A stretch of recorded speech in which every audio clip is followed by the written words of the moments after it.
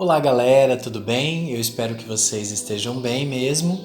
E eu quero começar a aula de hoje perguntando como é que foi a experiência, como é que as pessoas reagiram da sua família quando vocês escreveram as palavras de motivação, de incentivo. Coloca aí nos comentários, eu quero saber como é que foi, se foi positivo, se foi negativo, se não deram a mínima. Quem conseguiu fazer, quem não conseguiu fazer, tá? Coloca aí nos comentários. A imagem de hoje, a sétima imagem, vai usar um tijolo aveludado. Tijolo, vocês conhecem, aveludado é que é veludo. Não sei se vocês já viram esse tecido, mas ele é bem fofo, bem macio. Aí você fala assim, Pércio, isso parece um paradoxo.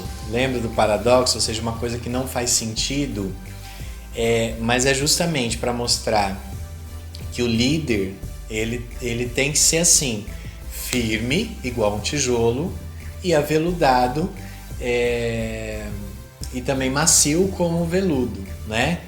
Na forma de lidar, de tratar com as pessoas. É isso que a gente vai ver na imagem de hoje. E olha só a introdução o que fala, né? Que o bom líder, ele possui tanto firmeza quanto a sensibilidade, tá? Eu grifei até essa frase porque eu achei bacana. Que o líder também ele é enérgico, ou seja, tem bastante energia, né? E ao mesmo tempo ele é terno. O que significa terno? Que ele é afetuoso, que ele é amigo, tá? É humano por fora, ou seja, a parte de fora, o veludo, né? Porque é uma pessoa dada a relacionamentos, mas duro como um tijolo por dentro, ou seja, firmado em princípios. Por ser uma pessoa segura do ponto de vista emocional, é capaz de lidar com situações de conflito e confronto de maneira equilibrada.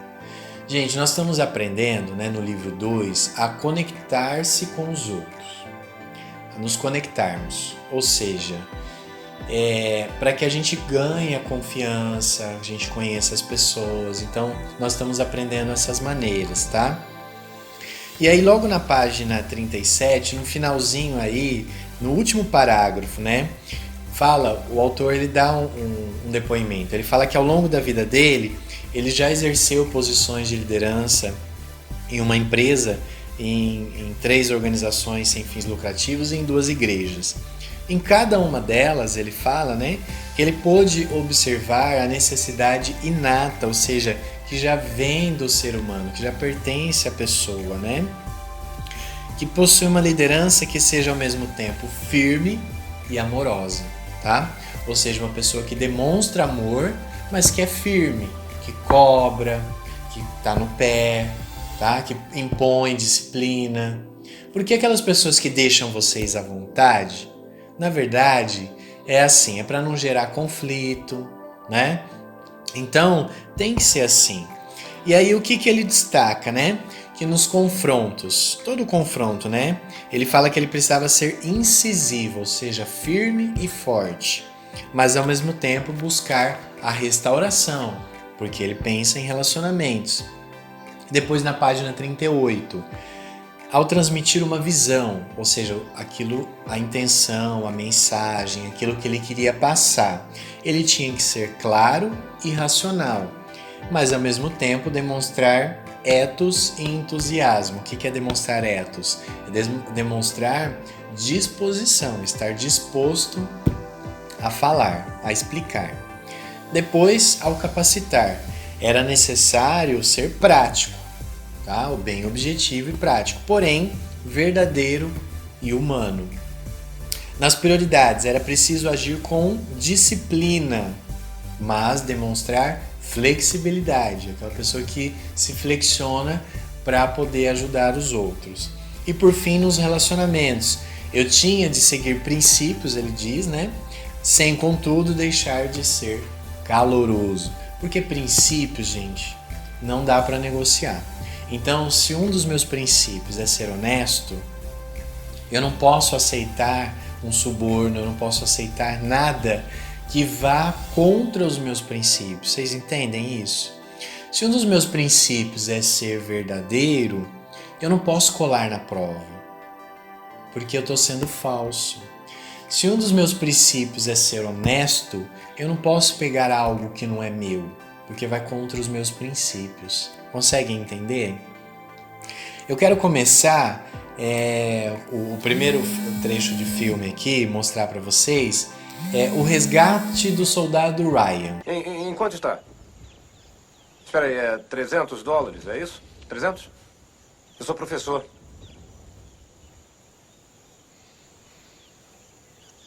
Eu ensino redação numa cidadezinha chamada Adley, na Pensilvânia, nos últimos 11 anos. Dou aula no ginásio Thomas Alva Edison. Fui o treinador do time de beisebol na primavera. Quem diria? Em Adley, quando eu falava da minha profissão, eles pensavam, bom, isso encaixa. Mas aqui é um grande mistério. Acho que eu mudei um pouco. Às vezes eu acho que eu mudei tanto que minha esposa nem vai me reconhecer quando e se eu voltar para ela. Eu nem sei se você é capaz de contar a ela sobre dias como o de hoje. Ryan. Eu não sei nada sobre Ryan, não me interessa. Não significa nada para mim, é só um nome, mas... se o acharmos em Ramelle e o mandarmos para casa, e se isso me garantir voltar para minha esposa, bom, então... esta é a minha missão. Quer partir? Quer sair e lutar essa guerra? Tá bem. Tá bem, eu não vou impedir. Eu até assino a papelada. Só sei que cada homem que eu mato me faz sentir mais longe de casa.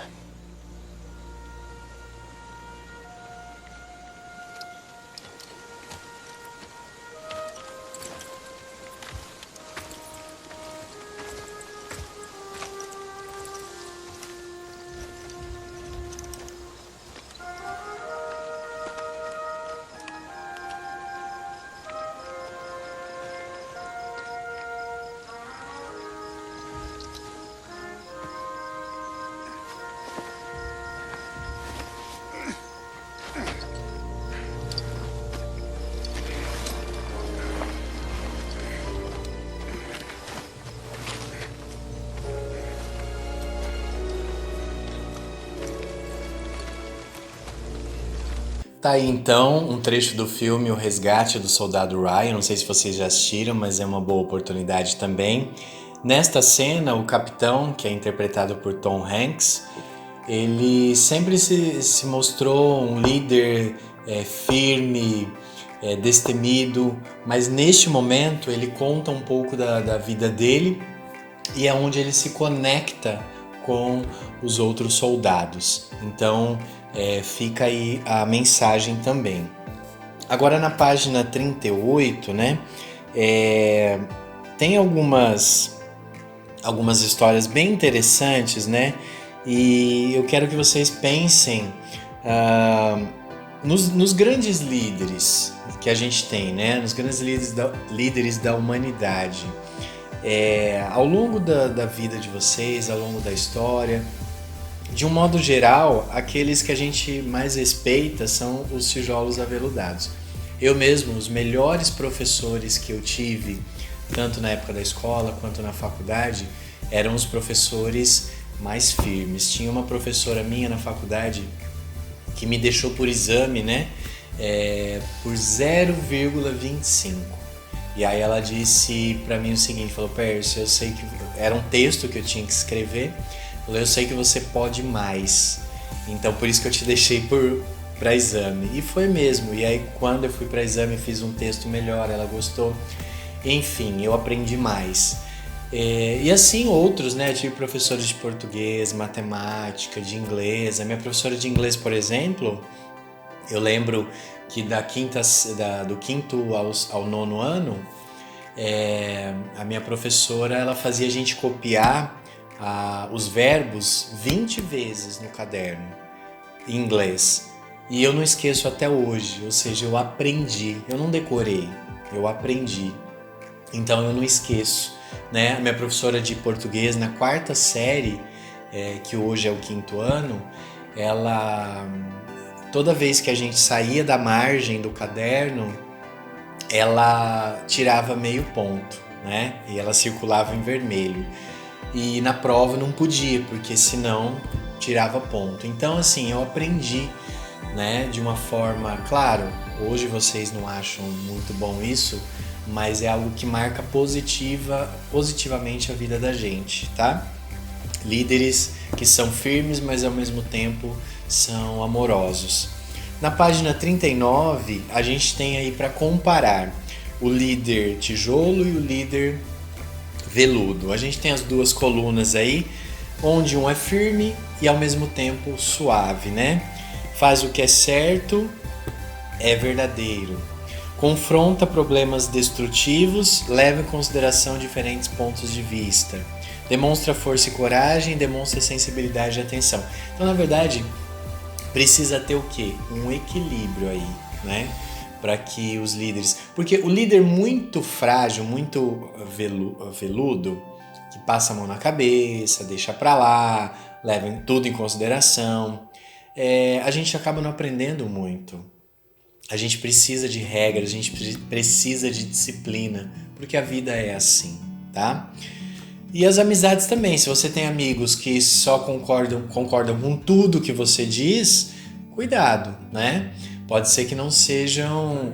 Eles nem sabem disso, mas não estão ajudando muito vocês. Na página 40, a gente tem o ABC da confrontação, ou seja, quando a gente enfrenta algum conflito, né? Ou quando comete algum erro, estes são os passos básicos para confrontar as pessoas envolvidas. Então, se você tem alguma dificuldade em confrontar, dá uma olhada nessa parte. Então, o ABC, né? Então, o A é orar até que a raiva passe. Já ouviu falar daquela expressão, ó, conta até 10 que passa. Na verdade, a gente tem que pedir muitas vezes a ajuda de Deus para poder passar, né? Tomar a iniciativa de procurar a pessoa, deixar o orgulho de lado e realmente procurar a pessoa envolvida, né? Começar a conversa, demonstrar apreço, ou seja, demonstrar atenção pela pessoa. Dizer-lhe que está enfrentando um problema. Então, muitas vezes, a gente descarrega nas pessoas os nossos problemas, as nossas raivas, mas a pessoa não tem nada a ver com isso, né? Então, a gente, de repente, pode falar, olha, desculpa, mas eu tô passando por um problema, tá assim, então eu peço desculpas. A pessoa vai entender. Delinear a questão, ou seja, reconhecer que você não entende o que houve, né?